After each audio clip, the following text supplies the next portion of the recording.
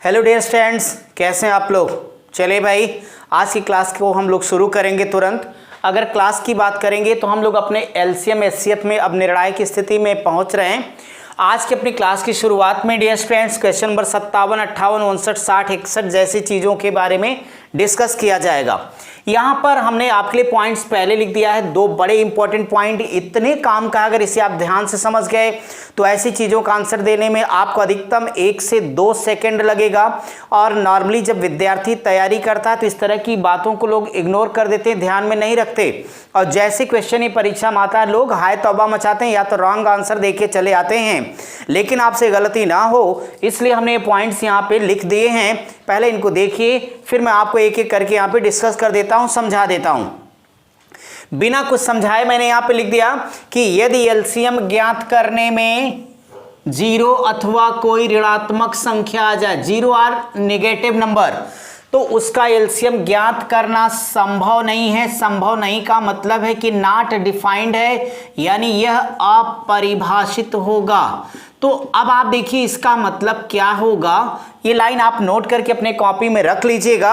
और फिलहाल आइए इस क्वेश्चन पर डिस्कस करता हूं। आपने मेरी बात सुनी क्या? मैंने इतना ही कहा कि अगर एलसीएम ज्ञात करते समय कहीं पर भी 0 या माइनस आ जाएगा तो उसका एलसीएम क्या होगा? अपरिभाषित होगा, नॉट डिफाइंड होगा, नहीं निकाला जा सकता, उसका मान ज्ञात करना संभव नहीं है। ऐसा कुछ भी बोला जाए, सभी बातों का एक ही मतलब है। समझ गए ना मेरी बात को? अब जरा देखो, एक क्वेश्चन लिखा गया 0, 1, 2, 3 का एलसीएम। एक सामान्य विद्यार्थी इसका आंसर 6 दे देगा या तो 0 देगा, वो दोनों ही गलत होगा। का एलसीएम आप बराबर क्या, तो अगर आप देखो इसका आंसर आप 6 लिखते हो या 0 तो आप टोटल गलत होगे। क्यों? क्योंकि देखो अगर आपने 6 लिखा, एलसीएम का मतलब क्या होता है मुझे बताइए तो जरा। एलसीएम का मतलब है वह छोटी से छोटी संख्या जो दी गई सभी संख्याओं से कट जाए। मेरे भाई अगर आप एलसीएम 6 बता देते और 6 को अगर आप 0 से भाग कर देते तो क्या आ जाता? नॉट डिफाइंड आ जाता ना, अपरिभाषित आ जाता, यानी अनंत आ जाता, तो आप गलत हो जाते। और एलसीएम का मतलब है मिनिमम एक बार तो कटना ही चाहिए, इसलिए आंसर नहीं हो सकता। यदि आपका आंसर 6 था तो आप सोचो कि ऐसे केस में अगर आप 6 को आप यहां 0 से लेके डिवाइड करते हो तो ये गलत हो गया। अगर आपका आंसर 0 होता तो 0/0 is equal to already not defined हो जाएगा, अपरिभाषित होगा, वो भी नहीं हो सकता था। इसलिए आपको कुछ नहीं समझना है, सिर्फ एक बात जान लेनी है कि एलसीएम ज्ञात करते समय 0 या कोई भी नेगेटिव नंबर आया तो उसका एलसीएम कह देना नहीं निकलेगा जा। तो अर्थात कह देना कि 0, 1, 2, 3 का LCM is not equal to 6, मतलब ये 6 नहीं होगा। ऐसे डियर स्टूडेंट अगर कोई नंबर नेगेटिव आ जाए तो चूंकि एलसीएम ऐसा कुछ चलता नहीं कि नहीं माइनस संख्याओं का भी एलसीएम चल रहा है, प्लस का भी चल रहा है, ऐसा नहीं है। वो संख्याएं आपकी या तो पूर्ण संख्याएं पॉजिटिव होनी चाहिए, या तो डेसिमल नंबर होना चाहिए, या तो फ्रैक्शनल नंबर होना चाहिए, या तो पावर होनी चाहिए। तो इसलिए ये मेरी बात याद रखना कि अगर वो नेगेटिव आ जाए तो यही कहोगे का LCM is not equal to -44, यानी ये दोनों ही आंसर गलत हैं। तो करेक्ट क्या होता? अपरिभाषित होता, यानी नहीं निकलेगा। चलो मेरे भाई, एक अगला और काम की बात है कि अगर एचसीएफ आपको फाइंड करना होगा तो एचसीएफ ज्ञात करते समय अगर 0 या कोई भी ऋणात्मक संख्या आ जाएगी तो क्या होगा? उसका एचसीएफ भी माय डियर स्टूडेंट्स क्या होगा? अपरिभाषित होगा। बोलो ना मेरे भाई। तो फाइनली फैसला हो गया। क्या फैसला हुआ? कि एलसीएम निकालना हो चाहे एचसीएफ, अगर गलती से कहीं पर 0 या माइनस आ गया तो आप बोलोगे क्या होगा? अपरिभाषित होगा, यानी ज्ञात करना संभव नहीं है। सो इन दोनों का एचसीएफ अब मुझे बताओ कि अगर 408 का एचसीएफ बोलो अपरिभाषित, 10 - 5 का एचसीएफ अपरिभाषित, तो डायरेक्टली आप लोग कह देना का एचसीएफ हो जाएगा अपरिभाषित। यही आपका करेक्ट आंसर हो जाएगा। आपको उम्मीद करता हूं मेरी बात समझ में आ रही होगी। इसी प्रकार से डियर स्टूडेंट क्वेश्चन नंबर 61, अगर 61 के बारे में बात करता हूं तो यहां पर लिखा गया कि 0, 1, 2, 3, 4, 5 के एलसीएम और एचसीएफ का क्या होगा? योगफल होगा। अब इसको लेकर के जबरदस्ती लगाने मत भागना, कह रहे नहीं साहब योगफल पूछा है तो चलो एलसीएम निकालता हूं, एचसीएफ निकालता हूं, जोड़ दूंगा मेरा आंसर होगा। ऐसा कुछ नहीं करना। क्यों? क्योंकि यहाँ 0 आ गया। अब आप क्या कह रहे हो कि अपरिभाषित, अपरिभाषित, तो आंसर बोलो अपरिभाषित। क्या कहोगे कि जो नंबर हमें दिए गए तो 0 1 2 3 के एलसीएम और एचसीएफ का योग क्या होगा, अपरिभाषित होगा। कह देना कि चूंकि इनका यानी दी गई संख्याओं का, तो चूंकि दी गई संख्याओं का एलसीएम तथा एचसीएफ अपरिभाषित है, इसलिए इनका योगफल यानी क्वेश्चन मार्क बराबर भी क्या हो जाएगा, आपका जवाब आएगा नॉट डिफाइंड होगा यानी अपरिभाषित होगा। ये हमारा यहाँ पे सेक्शन कंप्लीट। अब हम लोग अपने अगले और प्यारे से क्वेश्चन नंबर 62 के बारे में बातचीत करेंगे कि 62 जैसे क्वेश्चन अगर आपको मिलेंगे तो आप क्या करोगे। और हाँ, ये सबको तो याद है ना कि पीडीएफ आपका टेलीग्राम चैनल पर उपलब्ध, अब तो सभी के पास है, व्हाट्सएप ग्रुप पर भी है। अगर किसी भी स्टूडेंट को नहीं मिला है तो डिस्क्रिप्शन में लिंक मैं हमेशा देता हूं, बस एक बार क्लिक करिए, फटाक से आप पहुंच जाओगे अपने ग्रुप में। टेलीग्राम यूज़ करते तो वहां पे जाइए, व्हाट्सएप यूज़ करते तो वहां पर पहुंचिए और आप वहां से पीडीएफ लीजिए, क्वेश्चन लेकर के पढ़ते रहिए। अब तो जुलाई का महीना आ गया, वैकेंसीज धीरे धीरे आनी है, बीमारी अपनी जगह पर, परीक्षाएं अपनी जगह पर होती रहेंगी। और फिर भी किसी भी स्टूडेंट को कोई भी प्रॉब्लम है तो तुरंत तो बताएगा, हम आपके साथ रहेंगे। अगर मैं अब अगले क्वेश्चन पे डिस्कस करूंगा कि वास्तव में हमारा जो क्वेश्चन नंबर है 62, ये 62 नंबर की क्वेश्चन के बारे में लिखा हुआ है। वेरी वेरी इंपॉर्टेंट क्वेश्चन, एक छोटा सा क्वेश्चन बट बहुत काम का है। क्वेश्चन लिखा गया 3 धावक, तो इन्होंने कह दिया धावक यानी दौड़ने वाले, तो 3 धावक ए बी एवं सी एक गोलाकार, तो एक गोलाकार रास्ते के चारों तरफ, तो एक गोलाकार रास्ते के चारों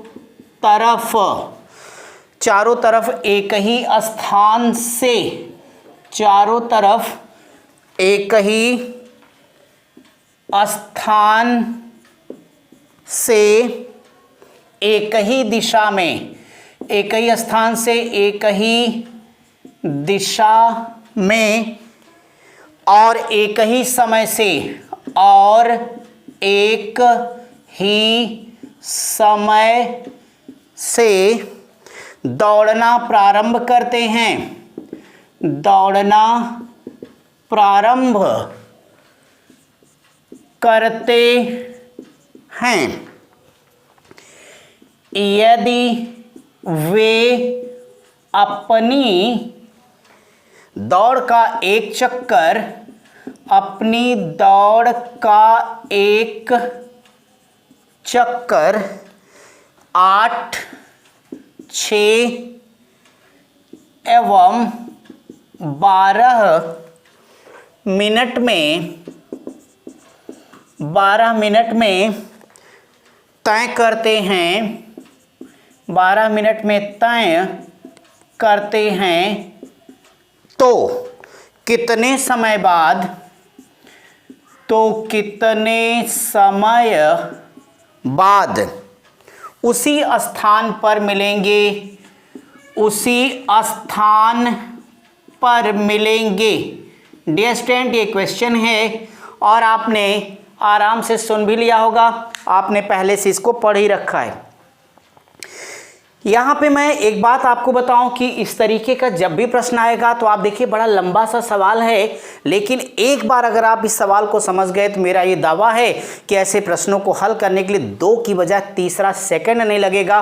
बस आपको इतनी बहादुरी दिखानी कि इतने जल्दी इस क्वेश्चन को पढ़ लेंगे और जितना कंसंट्रेट होंगे उतना ही तेजी से आपका काम होगा। आप एक बात बताइए कि एक बड़ा लंबा चौड़ा इन्होंने मारा कि नहीं साहब, एक 3 धावक ABC जो कि एक गोलाकार यानी सर्कुलर रास्ता, एक गोलाकार रास्ते के चारों तरफ एक ही स्थान से एक ही दिशा में और एक ही समय से, स्थान एक, दिशा एक, समय एक, चलना शुरू करते हैं और अपनी दौड़ का एक चक्कर 6, 8 और 12 मिनट में ये कंप्लीट कर रहे हैं। सवाल है कि पुनः ये उसी स्थान पर कब मिलेंगे। तो डियर स्टूडेंट, ये आपका गोलाकार मार्ग है यानी सर्कुलर रास्ता है आपका।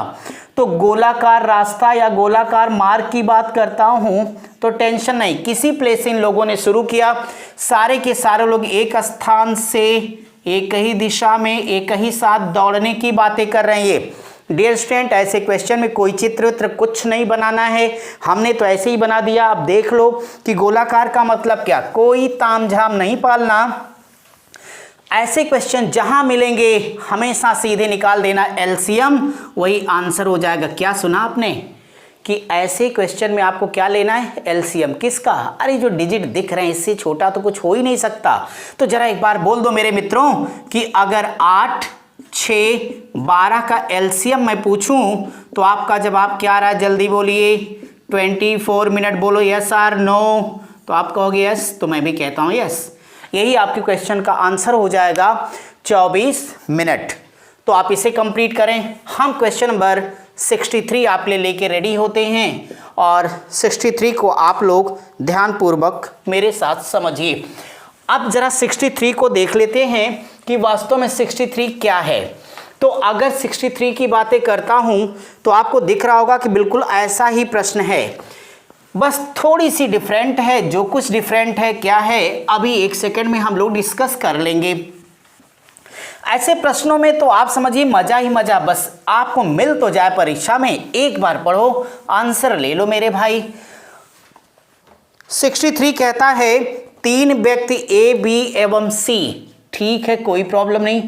तो यहां हो गए 3 व्यक्ति ए, बी एवं सी। 16 किलोमीटर इस बार दूरी दी जा रही है। 16 किलोमीटर वृत्ताकार यानी सर्कुलर लंबे रास्ते पर दौड़ते हैं। अच्छा काम है, लंबे रास्ते पर दौड़ते हैं। यदि वे एक ही स्थान पर, यदि वे एक ही स्थान पर एक ही समय से, एक ही समय से और एक ही दिशा में और एक ही दिशा में दौड़ना, एक ही दिशा में दौड़ना प्रारंभ करते हैं, दौड़ना प्रारंभ करते हैं और उनके दौड़ने की गति, और उनके दौड़ने की गति क्रमशः, दौड़ने की गति क्रमशः 4, 6, तो 4, 6 एवं 8 किलोमीटर पर आवर है। 8 किलोमीटर पर आवर है। तो कितने समय बाद, तो कितने समय बाद पुनः एक साथ मिलेंगे। बस ये आपका प्रश्न है और मैंने इस क्वेश्चन को लिखा तो उम्मीद है कि आपने पूरा क्वेश्चन एक साथ में सुन लिया होगा। आपके पास पीडीएफ पहले ही, बार बार बताने की आवश्यकता नहीं है। अब अगर इस क्वेश्चन के बारे में मैं बात करता हूं मित्रों, तो आपने इस क्वेश्चन को देख के समझ लिया होगा कि सब कुछ वैसा ही जैसा पिछला क्वेश्चन था। इस बार क्या अलग हो गया मेरे भाई, बोलो ना। इस बार कुछ नहीं, इस बार भी सर्कुलर रास्ते की बात की गई डियर स्टूडेंट्स। अगर बात सर्कुलर वे है, वे सर्कुलर पथ है, तो आप देखिए कोई सा भी प्लेस मान लेता हूं ये है, तो इनकी टोटल डिस्टेंस 16 किलोमीटर। कौन सी? ये उसकी जो सरकमफरेंस है यानी उसकी जो परिधि है। अगर यहाँ परिधि की बात करूंगा तो सरकमफ्रेंस आपके पास परिधि यहाँ पे आएगी। आप एक बात यहाँ समझ लेना कि जब भी पर्सन दौड़ेगा तो इसी पर ही तो दौड़ रहा होगा। अगर इसी पर वो दौड़ेगा तो एक बात मुझे बता दो कि यहाँ पे आपके पास जो समय लगेगा, डियर स्टूडेंट, आप सभी लोगों ने पढ़ा होगा, एक बड़ा ही बेसिक फार्मूला है, समय अब बराबर क्या होता है, बोलो, दूरी बटा चाल।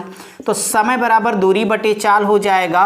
तो ये आपका हो गया time is equal to distance upon speed. अब अगर आपके पास एक क्वेश्चन आ गया, वैसे ही बड़े ही काम का ही पूरा समय दूरी चाल ट्रेन वाले बहुत सारे क्वेश्चन इस एक छोटे से फार्मूले पे सॉल्व हो जाते हैं। बाकी हम प्यारे प्यारे तरीके वहां सीखेंगे फिलहाल इस सवाल के बारे में।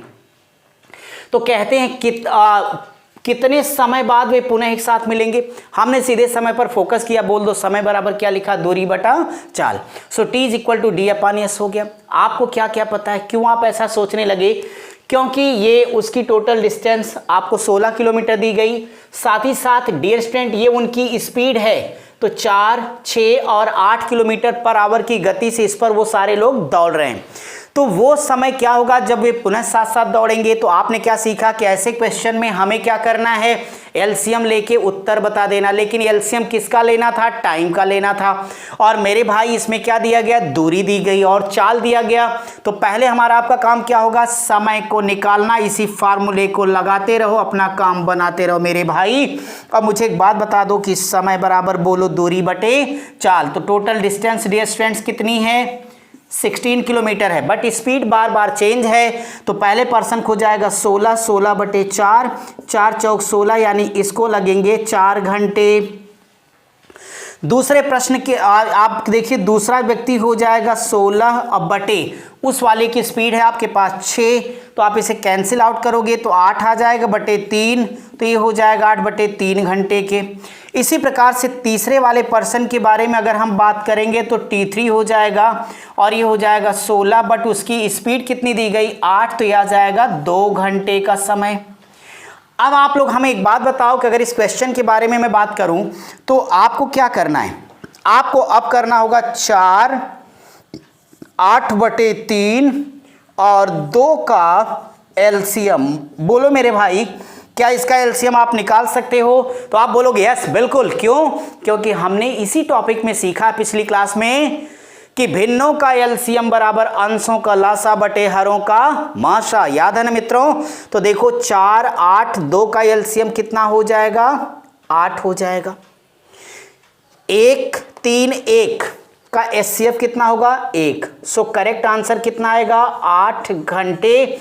यही आपका आंसर होगा। बोलो समझ में आया मेरे भाई? तो अगर समझ गए हो तो ठीक है। क्वेश्चन नंबर 64 क्या होगा, जरा 64वें सवाल की तरफ बढ़ा जाए कि 64 में हमें क्या करना है। बस कुछ नहीं करना है। गणित आप सभी जानते हो कि गेम है, एक खेल है। जैसे आप बैठ करके मोबाइल खेलते हो घंटों ना, अपना समय और ज़िंदगी दोनों बर्बाद करते हो। आप थोड़ा उससे डिस्टेंस बना कर रखिए। अगर मोबाइल खेलना ही है तो उस पर काम की चीज़ें देखिए, वरना सबको मुंह टेढ़ा करते रहेंगे, आपका मुंह खुद ही टेढ़ा हो जाएगा। इस नाते इस बात का ज़रूर ध्यान रखिए कि उसका सिर्फ यूज़ करिए, मिसयूज़ नहीं करिए। अब तो बहुत अच्छी अच्छी चीज़ें हैं नेट पर अवेलेबल, आप उस पर करंट देखिए, मैथ्स वगैरह देखिए। और हाँ, एक बात ज़रूर ध्यान रखना कि थोड़ी आप लोग याद रखना मंत्र कि एक टीचर, एक कोचिंग, एक क्लास, एक कॉपी, ज़िंदगी में आगे बढ़ते जाओगे। क्वेश्चन नंबर 64, जितना आप स्वस्थ रहेंगे, मस्त रहेंगे, उतना आगे बढ़ेंगे। कभी भी टेंशन मत लेना लाइफ में। सवाल क्या, बहुत खूबसूरत सवाल, वाह। इसे लिख देना वेरी इंपॉर्टेंट। तो मेरे भाई 3 घंटियाँ, जैसे आप मंदिर गए होंगे तो घंटी बजाते हैं ना, बहुत अच्छा काम करते हो मेरे भाई। तो यहाँ पर भी वही घंटी बजाओ, राधे राधे।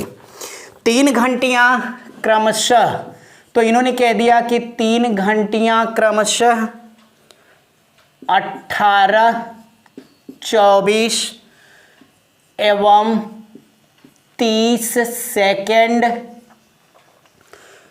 30 सेकेंड के अंतराल पर डिफरेंस। तो 30 सेकेंड के अंतराल पर बजती हैं 9 बजे सुबह। तो यहाँ हो गया 9 बजे सुबह 9 बजे सुबह एक साथ बजना, तो 9 बजे सुबह एक साथ बजना आरंभ किया, आरंभ किया। आगे लिखा है दोपहर 1 बजे तक, तो दोपहर 1 बजे तक कुल कितनी बार 1 बजे तक कुल कितनी बार एक साथ बजेंगी, एक साथ बजेंगी, ये है प्रश्न। जरा जल्दी से आप इस क्वेश्चन को पढ़ लो मेरे भाई, तो फिर मैं साथ साथ मिलकर डिस्कस कर लेता हूं। अगर आपने इस तरीके का सवाल देखा हो तो आपको ऐसे सवाल कभी कभी रीजनिंग वाले पेपर में भी मिल जाते हैं। तो फिलहाल अगर इस सवाल को देखूं तो आपको क्या करना है, सिर्फ एलसीएम लेना मेरे भाई। जितनी घंटी बजाना है जम के बजाओ, प्रभु सदा ही प्रसन्न रहेंगे। देखो कैसे कहते हैं साहब 3 घंटियां बजाई आपने, अरे भाई 3 ही बजा के क्यों दुखी हो, 20-25 बजाओ ना।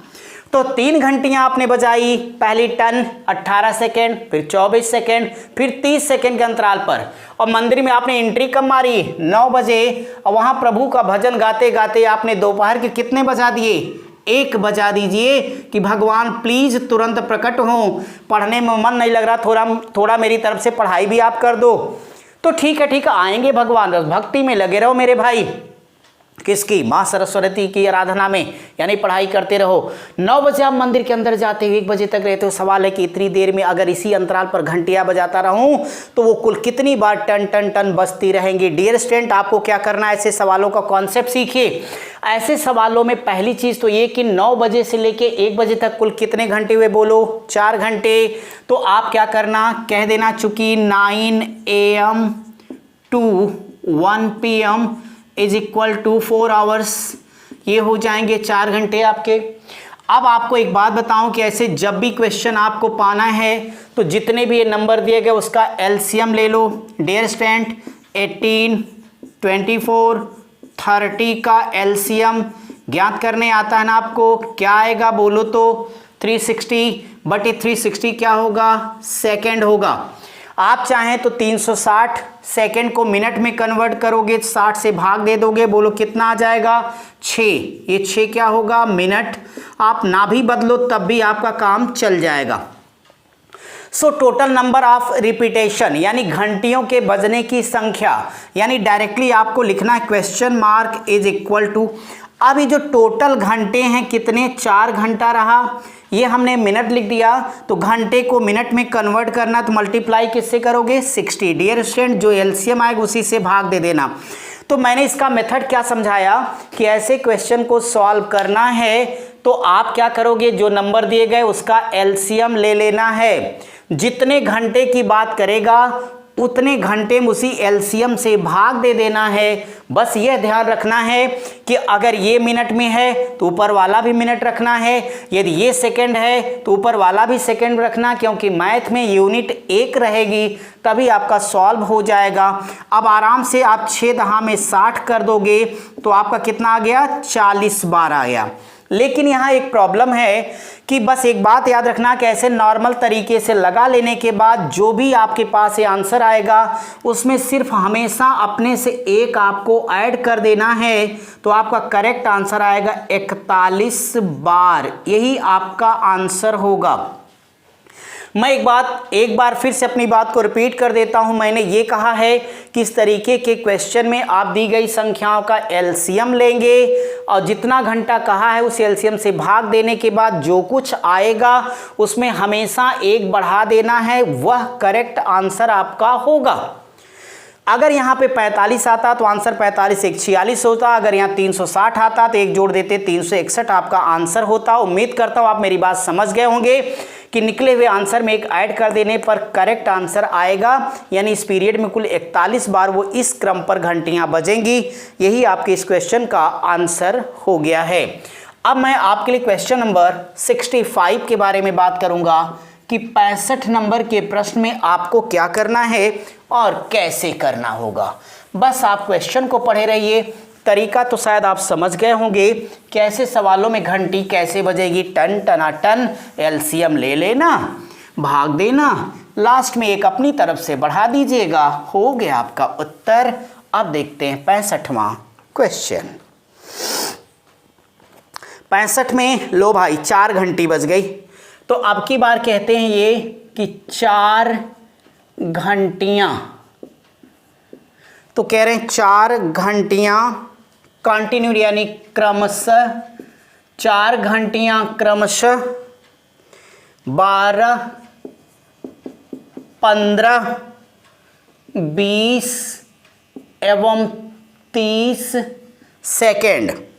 तो 12, 15, 20 या 30 सेकेंड के अंतराल पर बजती हैं, बजती हैं। वे 6 घंटे में, तो वे 6 घंटे में कितनी बार, तो वे 6 घंटे में कितनी बार एक साथ बजेंगी। डियर स्टूडेंट, हो गया अपना काम। फिर से आपको वही क्वेश्चन हमने यहाँ पे रिपीट दे दिया कि ऐसा प्रश्न आपको पाएंगे तो हंसते हंसते लगाएंगे सवाल को कैसे। इस बार तो घंटा भी पहले से बता दिया, कुल 6 घंटे चाहिए, एलसीएम निकाल किसी में भाग दे दो मेरे भाई। तो देर किस बात की डियर स्टूडेंट्स, मुझे इतना बता दो कि ये 12 आपके पास है, 15, 20, 30 का एलसीएम। बोलो मेरे भाई, एलसीएम तो आता है ना 60, सेकेंड है तो सेकेंड करना। इसलिए आपका जो रिक्वायर्ड आंसर है, बात उसने 6 घंटे की 6 घंटा रहने दो। अगर आप इसे मिनट में कन्वर्ट करोगे तो बटे 1 आ जाएगा, अगर आप इसे सेकंड में कन्वर्ट करोगे तो ये आपको करना पड़ेगा कि 60 गुणे 60 मिनट, फिर सेकंड में बदलोगे, फिर बटे 60 लिख दो आप, तो आपका ये कट जाएगा। 6 छक 360 आपका ये आ गया 360 बार। मैंने कहा कि जो भी यह निकलेगा हमेशा उसमें ऐड अपने से कितना करोगे, 1। तो करेक्ट आंसर आपका कितना आ जाएगा भाई, 361